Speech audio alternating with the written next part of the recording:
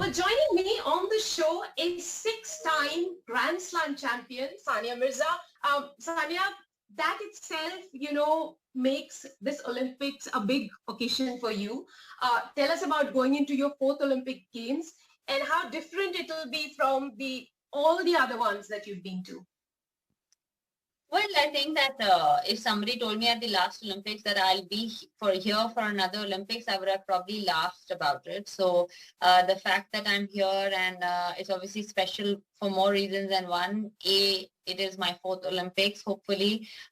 B, it is after having a child, which is something that I'm very, very proud of, to be able to put myself in a position to compete at the highest level after having a baby.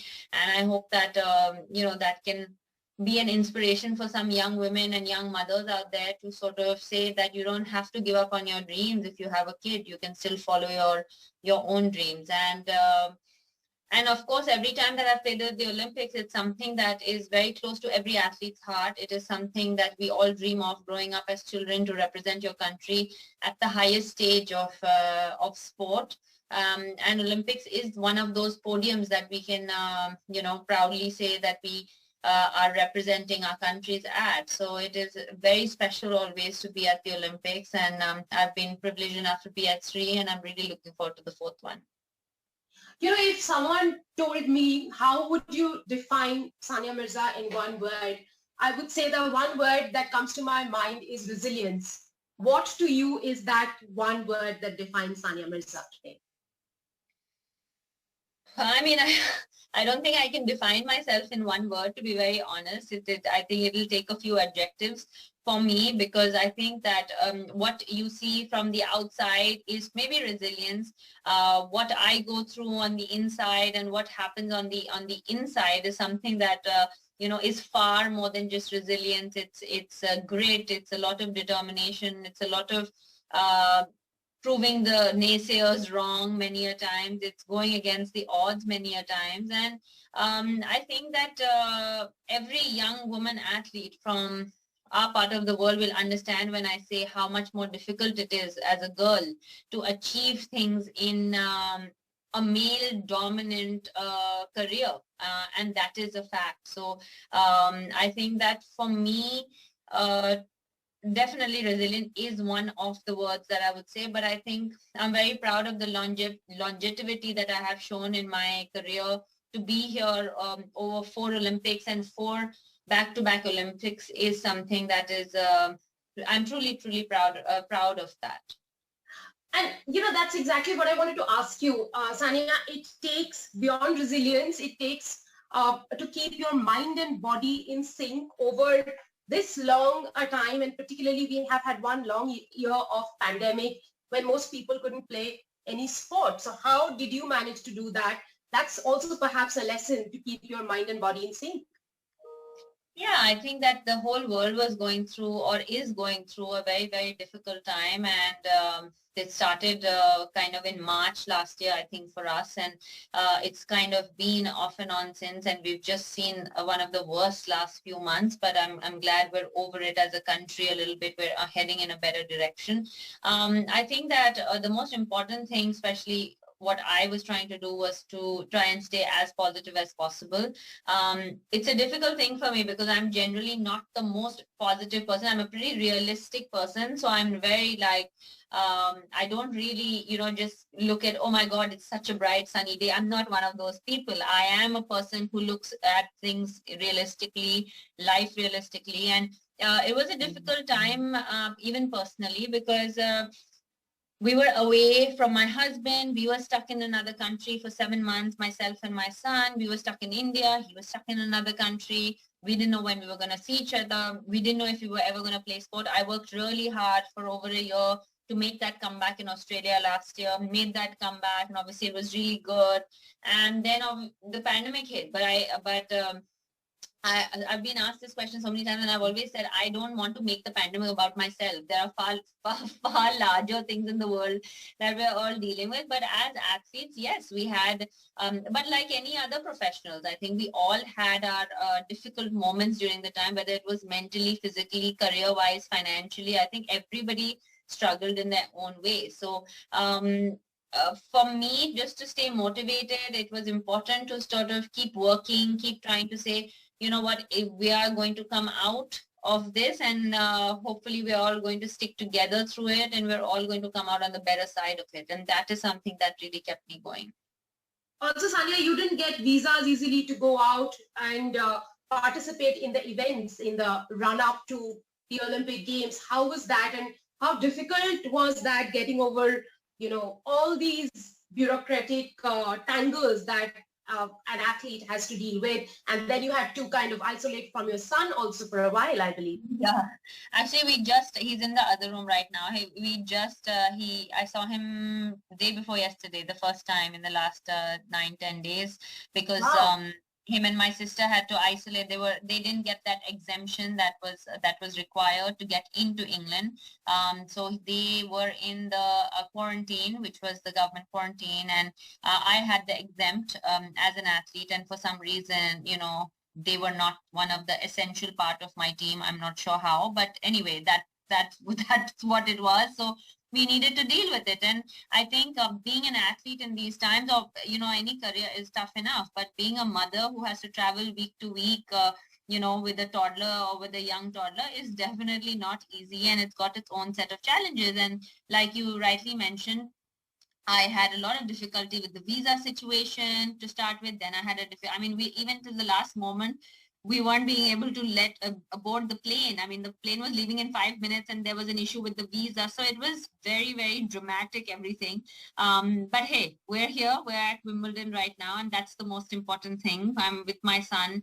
My sister's been of great help. Honestly, who really, really helped me in this whole process was Mr. Kiran Rijiju, our sports minister. He really, really backed me up. He was literally he was one phone call away every single time. I called him, and I really don't think it would have happened without his help. And he deserves a lot of credit. The Sports Authority of India, the top scheme people, all of them, like, it was a collective effort in me being able to compete here. And that's what, you know, I think that's what it is about. You know, it takes that team effort for great things to happen. So I'm really truly thankful to everybody that played a part in me being here.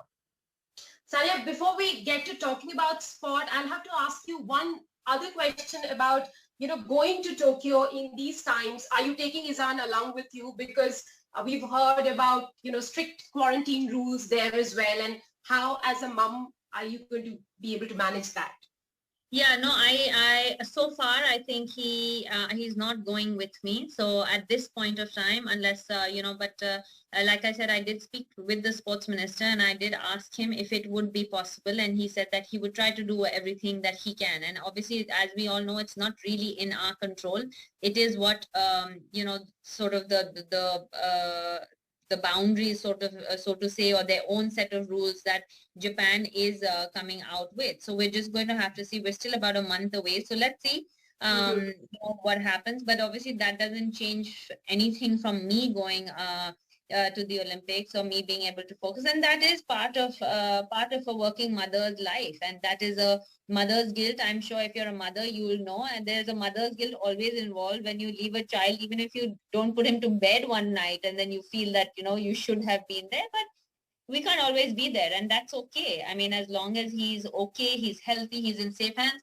I think it was more difficult to have him in isolation in a room rather than him being at home with my family or with his father or with my sister and my parents. You know, it's a lot easier when he's in a more familiar situation. And during the Olympics, that's what I will do. If he doesn't go with me, he will be at home, either in India or in Dubai, and he'll be with the family. So I have nothing to worry about.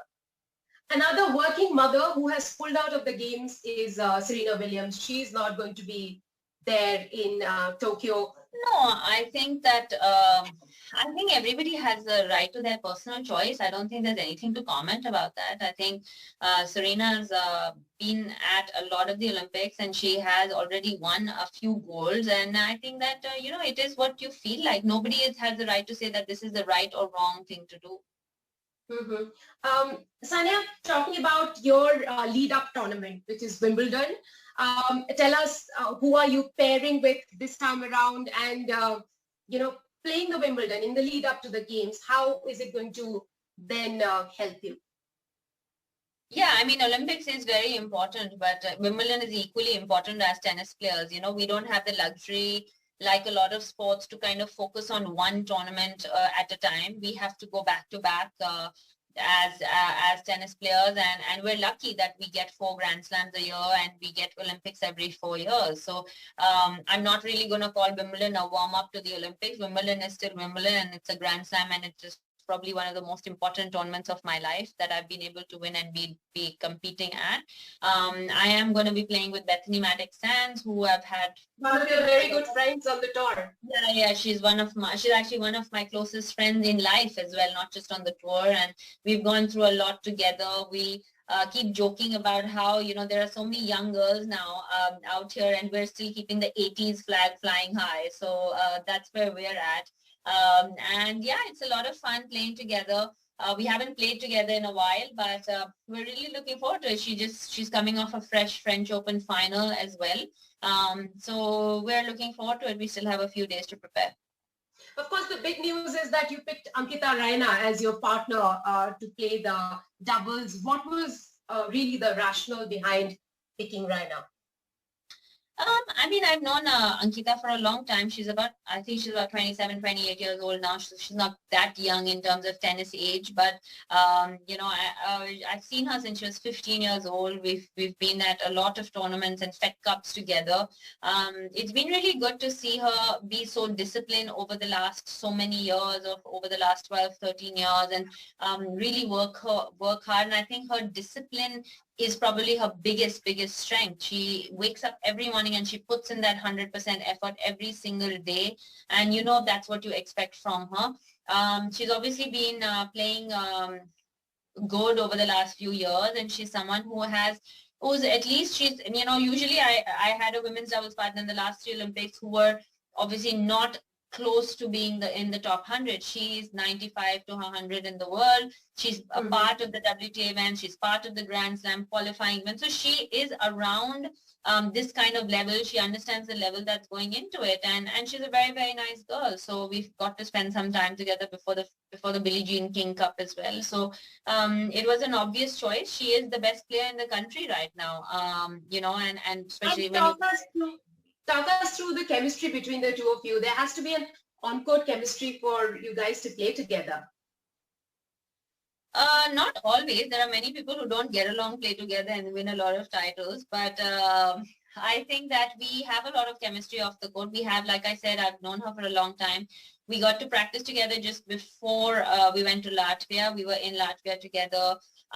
She's someone who's was really good about her. She's very curious about the game. She always wants to learn. She always wants to ask questions, and you know, so she is right there. And I think that that's really going to help. She plays the backhand side of the court, and I play the forehand side, so that's another advantage. And I don't think we're definitely the favorites to go out there and win medals, but at the end of the day, you know, we get in there with an outside chance, and anything can happen.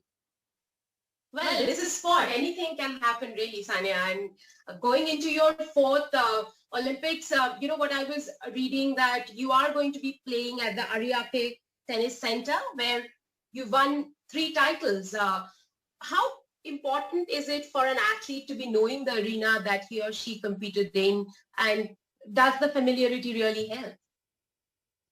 Yeah, I mean, it does in terms of, at least I know, like if I can picture it, if you tell me where I'm going to play, I know that center court, I know the courts outside, I have been there many times over the last so many years.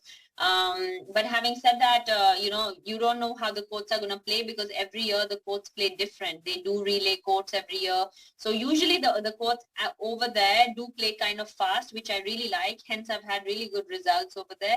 But we'll see this time. And but most definitely, I think it's good to go to a familiar place.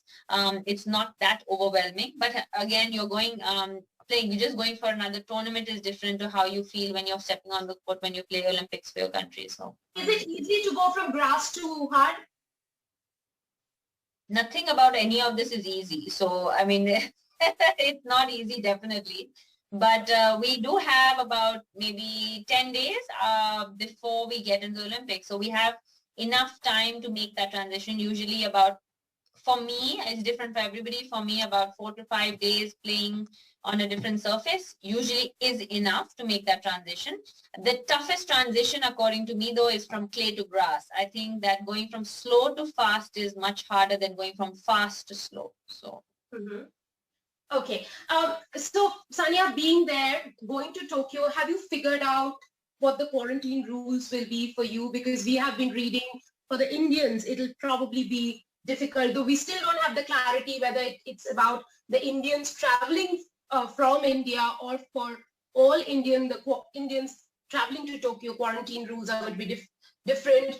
What we read last week was that, the Indians have to stay 3 days in isolation before they are able to step onto the court. So any clarity coming in for you at this time? How would it be for you? Honestly, right now, I'm not thinking about it. Right now, I have to focus on Wimbledon. And that is something that as athletes we need to do. We can't really think about what's going to happen a month from now. The situation and that we are in with this whole COVID is difficult. And it's very, very difficult to travel in this situation. So we just have to deal with it. I mean, I think that is probably an athlete talking to you, that whatever comes our way, we just deal with it. And that is how it is. And whether we have to stay in isolation 3 days or we need to stay in isolation for a week. If that's how it's going to be, then that's how it's going to be. We can crib and cry about it, or we can just take it head on and say, okay, this is what it is, and we're going to have to make use of whatever best is possible. So there is no ideal situation. So you just have to, I'm just looking forward to going, and we'll figure it out as we go along. Sania, is the 7th Grand Slam on your mind before the Olympic title now? Yeah, I mean, I've been able to play at, I think, 11 or 12 finals and been able to win 6 of them. So it would be pretty amazing to be able to win a slam before I retire again. So I don't know if it's this one or if it's going to be the next one or the one after that, but it would be pretty incredible for me personally to be able to win another slam before I retire. Sania, one of the talking points in the world of tennis now is, players not wanting to interact with the media, particularly Naomi Osaka, saying that it puts a lot of stress on her and she won't be talking to the press in Tokyo. What are your thoughts about, interacting with the media? Of course, you are sitting down for an interview with me, but generally, do you think with a lot of young athletes, media interactions do put a lot of pressure? Well, I can talk about personally. I can't really talk about what Osaka feels or anybody else feels. I can talk to you about what I feel, and what I feel is that I went through a lot thanks to the media as well, very young in my career when I was very, very young. And it did put certain kind of pressures on me, which were not necessarily related to tennis, or even if they were related to tennis. And at no point is it easy. And I think that many a times people tend to forget that we as tennis players or athletes or people in the media, so to say, or public figures are subject to emotions, whether that is an emotion that we feel is not right, whether that's an emotion of sadness or happiness or whatever the emotion might be, or anger. And I think that people expect us to always be proper and always show up, and which is fine. I mean, we got to show up. It's part of our job. Do I think what Naomi Osaka is doing is right or wrong? I don't think I can comment on that. I think everybody has to deal with their emotion, how they feel. If there are definitely days I don't feel like talking to the media and I don't talk to them. And there are days that I'm absolutely fine with it. So everybody has their own sort of way to deal with things. And for me, I've had a love-hate relationship with you guys, and I would like to say more love than hate. And I enjoy it, and I think it's a lot easier at 34 to deal with that rather than dealing with that at 21. At 21, I definitely didn't enjoy it the most, but it was something that you had to do. It is something that you do, and it's something that you have to deal with. So it's part of our job, and there are not always good things part of every job. So there are some things that are not great about that job, or you may not like. But I think media and public figures go hand in hand. And that is something that we, at least I have been able to accept. So what would you really tell the young and upcoming athletes? And it's not just about the tennis players, but athletes across the board. What would your advice be to deal with situations like this? My advice to everybody, whether it comes to media or more social media rather than media, I think today social media is what is really the toxic part of it. It's not really, the media. There are still very, very good media houses, and there are very good questions that are asked, and there are a lot of good answers that are given. It's the social media that really takes a toll on you as a public person, so to say. And my advice always has been, even to myself, not just to the young athletes, that don't take it seriously, neither the good nor the bad, because social media is not real. And a lot of that is not real. It is impossible for everyone to be on a holiday at Maldives all the time and be happy all the time. It is not. You see what people want to show you, and you show what people want to see, if that makes sense. So you got to take everything with a pinch of salt on social media and really not take it seriously. I mean, I put stuff on social media or, or whatever, and it's not something that is like what my day revolves around. I mean, that is one moment of my day and that's it, and I move on. So you cannot take the good seriously, and you can't even take the bad seriously. You just have to it shouldn't be so important in your life to give it that much importance. Sania, what we were talking about initially, and we digressed a little bit to talking about media and social media, is mental health. There's a lot of talk around mental health also. As an athlete, are you happy to see that, the talks around mental health are now in mainstream media? Earlier, we rarely would hear about people being talking about mental health and being empathetic. Yeah, I mean, mental health is something that is very important. It's for me, it's as important as physical health, which is why I've got a team that works with me as much on mental health as much as it does on physical health. Because if you're mentally not in a good state of mind, you definitely cannot on or off the court be or perform to the best of your ability. And for me, being a mother takes a lot of emotions out of me, and being a professional athlete also takes a lot of emotions out of me. So it's a very high emotionally charged job that I have, these two jobs. So I think that mental health is something that needs to be spoken about. I'm glad that it's being spoken about. I have had my bouts of depression. I have gone through them many, many years ago. I found help. I had a good family that supported me through it. And I was never really scared to talk about it. I don't think it was something that I was trying to hide. But I'm very glad that people are coming out with, especially, when high profile people come out with it, I think it encourages people who aren't high profile to say, even though they are the best in the world at what they do, they still have mental health issues, and they're not ashamed to talk about it. And I think it's very important, because we are also going through a very difficult time in the world, where we all need help emotionally and mentally for different reasons, like we mentioned in the first question. It is not an easy time to see so much death around us. There's not an easy time to see so much illness and sickness and losing loved ones. I know about 15 people that died personally from COVID. So it is not easy, and I think it's important to talk to people about it. Sania, we have spoken about mental health. Tell me, physically, are you the fittest right now? The super mom, Sania Mirza? I don't know about the fittest. I'm fit enough, but I think I have been fitter before I had a baby. When I am 34. I'm not 24 anymore. In tennis years, 34 is quite old. But age is nothing but a number, Sania. I agree. But it's not something, I think that, in my honest opinion, I think I have been fitter. But do I feel fit? Yes, I feel fit. I think that as athletes, we always have our own standards of fitness in our head. So maybe for a normal person, I am fit. I've put in the work that I need to be here. And hence, I've been able to get back after losing 26 kilos after having the baby. So yeah, I feel pretty fit, and I feel good physically. A fit and driven Sania Mirza, you are an inspiration, truly an inspiration of the nation, and wish you all the best to go out there to the park and win a medal for us. Thank you.